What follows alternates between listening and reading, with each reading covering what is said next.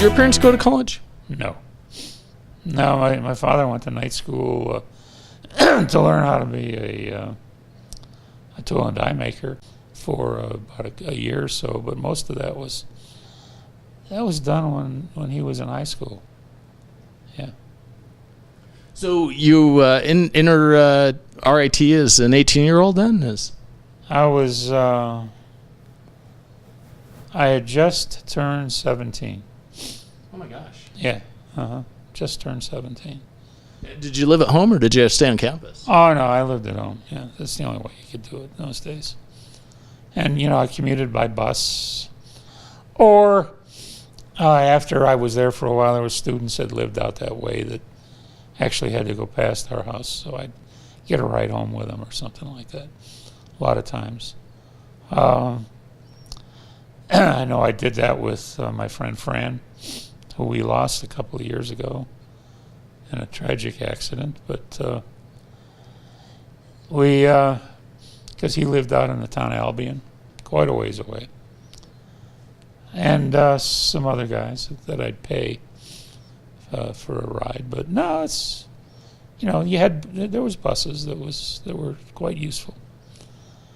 Sometimes I could ride with my father because he worked in the general vicinity. But no, that's how you did it in those days. Just whatever you could do. So you're there. How long until after you started were you able to get your first internship or your first job? I think the way it works was you had to go to school for at least the first 2 quarters. They worked on a quarter system.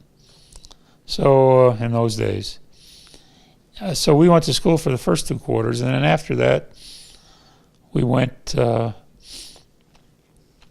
every 3 months, every other 3 months, for 3 years. That got you an associate's degree. And then, if you wanted a bachelor's degree, you came back and did the same thing, alternate quarters for 2 years. But first job was Kodak, which was you could have taken it the wrong way for sure. It was the military division of Kodak. It was right across from the campus, right in the middle of downtown Rochester, and it was one of those things where I think they hired students because they wanted to show their civic responsibility. But they really didn't give a darn what you did.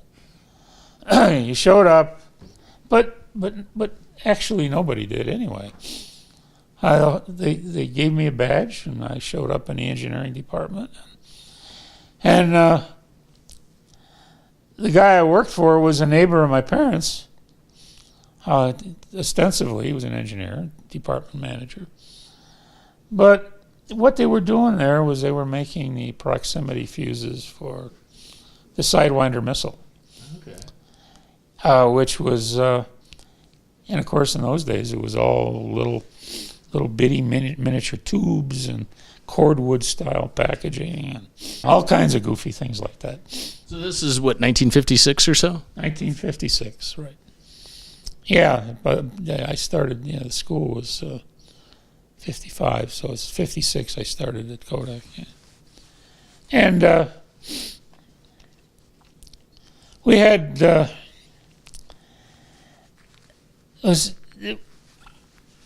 was just basically, go ahead and do what you need to do. I could have read books, I could have, but I scrounged up a whole box of parts. First thing I did was I had this electronic counter, and then I found some photocells, things like that. And the department head, or basically the head of the whole building, was a guy that was 6'9", real tall guy. And I worked for directly a technician by the name of Eddie Anacino. And he was a marvelous guy. He was a hard worker. He was the only guy in the whole department that did any work.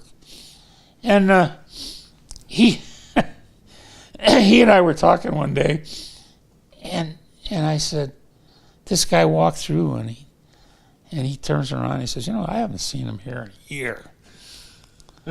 I said, well, I saw him a couple of times, maybe, but I said, well, I'll tell you what, it's easy. We'll figure out how often he's here. So I built an automatic light beam sensor that was about 6'7", and nobody was that tall. So when Sewell walked by, it had tripped the counter. And we'd know how many times he visited. So anyway, we did that. And then they were just coming out with transistors. The infamous CK722. Looked like a piece of blue bubble gum with 3 little wires coming out of it. And I said to Eddie, why don't we were using all these little tubes and things like that. See, why don't we make one of these with some transistors? I don't know how. I says, I don't know either. But so I actually got them to buy me some transistors. Eddie made sure that happened. And they were probably pretty expensive at the time, were they? I can imagine they were, yeah. But there was only a couple of choices. And then I went to the library and dug up what minuscule information I could.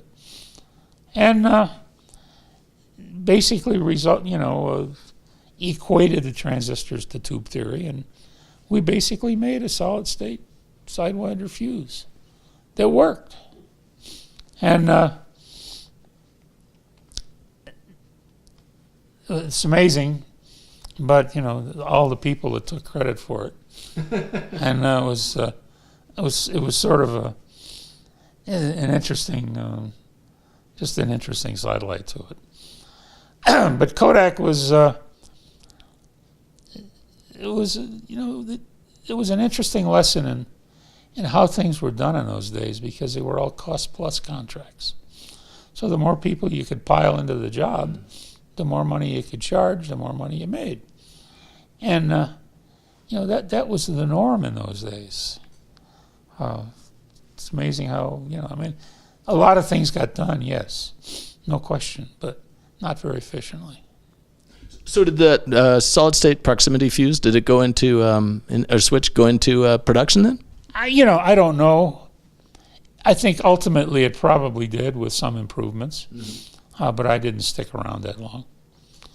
I think I worked there for, maybe a total of a year, which would be 3 co-op sessions or 4 co-op sessions. A couple of, I know there's, and I was in the summer. My alternate, the guy that did the alternate 3 months, and the job was a fellow that we just lost a year ago, and that was Dick Corcoran, New Yorker, Navy guy. All the guys I went to school with were all, with very few exceptions, Korean War vets. And of course, they all had, most of them had wives, most of them had families. There was only a few of us that were high school students.